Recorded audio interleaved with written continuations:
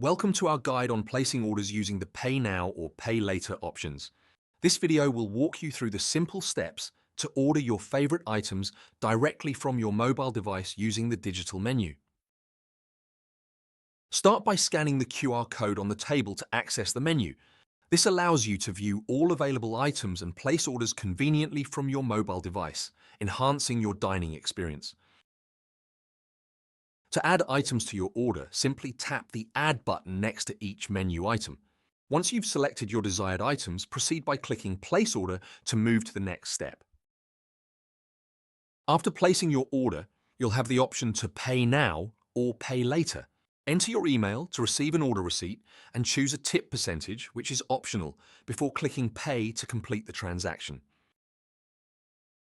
If you choose Pay Later, your items will be added to the table bill. To finalize payment, simply scan the same QR code on the table when you're ready to settle the bill. The Pay Now option allows you to complete your transaction immediately, ensuring a quick and seamless dining experience. This method is perfect for those who prefer to settle their bill up front. Choosing Pay Later offers flexibility, allowing you to enjoy your meal without immediate payment.